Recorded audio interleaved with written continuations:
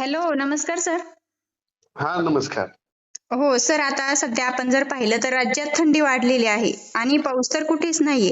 पण मग पुढील वातावरण कसं राहील? म्हणजे थंडी असेल की पाऊस असेल यातली कोणती परिस्थिती शेतकऱ्यांना बघायला मिळेल येत्या काळामध्ये? आज आहे 17 डिसेंबर 2025. हो, बरोबर. शेतकऱ्याला म्हणा की सध्या तीव्र थंडीची लाट राहणार आहे. पारा देखील असा नीचांक येणार आहे. हो, 7 हो. पर्यंत येईल, कुठं 6 पण येईल. हो, हो. म्हणजे थंडी वाढणार आहे अजून पण. हा, खूप थंडी वाढणार आहे. हो, हो. सर किती तारखेपर्यंत वाढेल आणखी? आणखी 30 तारखेपर्यंत अशीच आहे. 30 डिसेंबर म्हणजे संपूर्ण हा डिसेंबर महिना. हो. हो आणि मग सर जानेवारीमध्ये कशी राहील? हा? जानेवारीमध्ये कशी राहील मग? जानेवारी मध्ये सुद्धा थंडी आहे. हां, हां. 20 जानेवारी पर्यंत चांगली थंडी आहे. त्याच्यामुळे यावर्षी गहू हरभरा पीक चांगलं येणार, मी म्हटलं होतं ना. हो, बरोबर. आणि हो. तसंच आहे. आज देखील मी सगळे शेतात गेलतो तर दवबिंदू गोठलाय आपला गव्हावरला. हो, हो, हो. म्हणजे आज असा बर्फ झालता त्याच्यावर.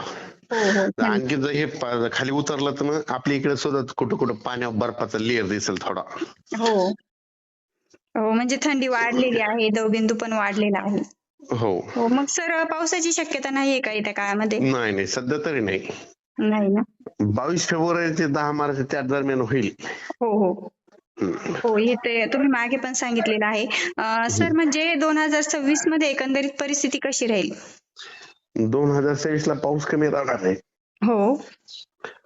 आणि आता जसं की आता 2025 मध्ये धरणं जी आहे ती 100% भरली. तशी मग 2026 मध्ये अंदाजे किती टक्के भरतील? सगळे नाही धरणं भरणार, काही 50% भरतील, काही 70% हो, असे हो. भरतील.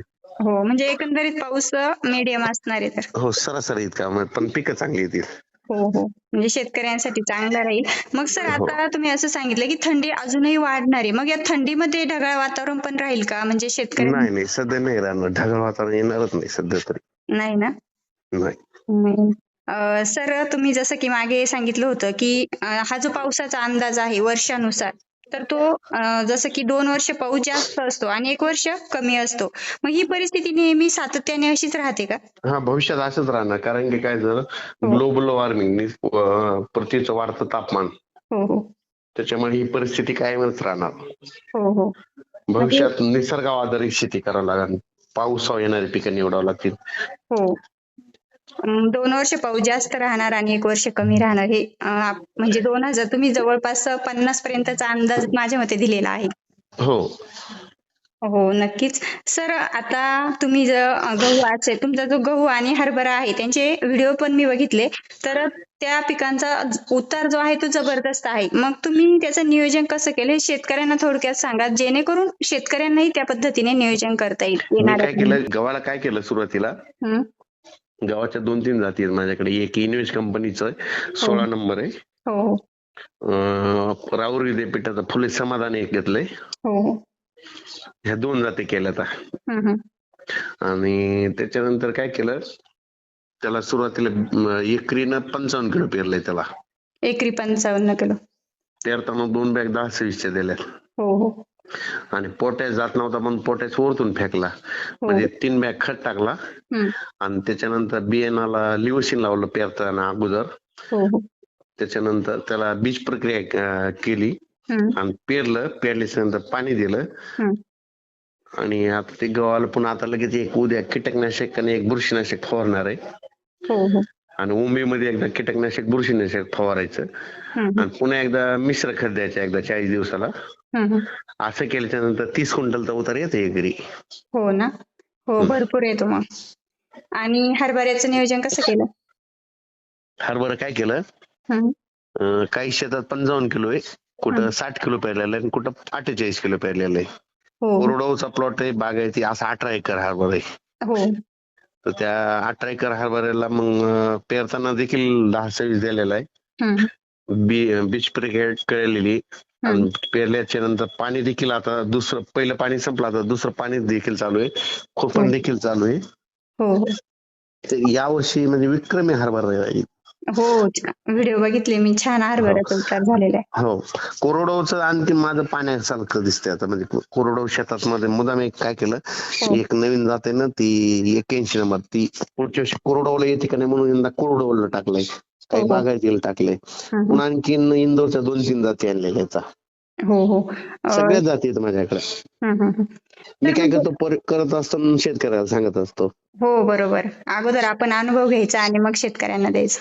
सर म्हणजे कोरडवाहू जमिनीसाठी आणि बागायती जमिनीसाठी वेगवेगळं बियाणं वापरलं. परंतु मग हो. त्याचं जे प्रमाण आहे त्यामध्ये पण फरक जाणवला का? ते तुम्ही हं. कसं? जे पेरणी केली तुम्ही गव्हाची हरभऱ्याची, त्यामध्ये जे बियाणं वापरलं ते कमी जास्त प्रमाणात वापरलं का असं म्हणायचंय? नाही नाही, सारखंच वापरलं, कारण की मग हरभरा पिकाला 10% मर असतीच. हो, बरोबर. आणि बरेच काय विद्यापीठ असो ते काय म्हणते 20 किलो पेरा, 18 किलो पेरा म्हणतात. हो, तर 50% मर झाले तर काय 10 किलोत काय उतार येईल. हो, त्याच्यामुळे इकडे बरोबर. आम्ही 50 किलो 55 किलो पेरतो आणि हं. उतार पण येते. मी तुम्हाला दाखवणार, हे आताच नाही, मी खूप वर्षापासून करतो. हो, बरोबर. मला महाराष्ट्रातल्या सर्व शेतकऱ्याला 50-50 किलो पेरण्यापर्यंत न्यायचंय सगळ्यांना. यांना हो, दाखवायचं त्यांना सगळ्यांनाच कसं आहे, म्हणजे उतार येते की नाही. आणि हो, हो. ज्याला बघायचं तर तिने कधी येऊन पाहू शकतात. हो, बरोबर. नाही सर, तुमचं जे नियोजन आहे ते अगदी यशस्वीरित्या आहे. कारण तुमचे जे प्लॉट आहे ते पण आम्ही बघितले. छान आहे आणि शेतकऱ्यांनी जर मी जी गोष्ट केली ती करून सक्सेस करून दाखवत असतो. म्हणजे कसं आहे, आपलं ध्येय साध्य होईपर्यंत मी तिथं थांबत असतो. हो, बरोबर सर. हो, नक्कीच. म्हणजे सर एकंदरीत आता सध्याची जी परिस्थिती आहे यामध्ये पाऊस नाहीये आणि थंडी ही 30 डिसेंबर पर्यंत वाढणार आहे तर. हो. हो, नक्कीच. थंडी मात्र तीव्र राहणार आहे, म्हणजे पारा निश्चंकी येणार, पेपरला बातम्या येतील हो, हो. हो. म्हणजे पारा जास्त घसरला म्हणून. हो, जास्त थंडी वाढणार आहे. हो, चालेल. तर ठीक आहे सर. धन्यवाद माहिती दिल्याबद्दल. ठीक.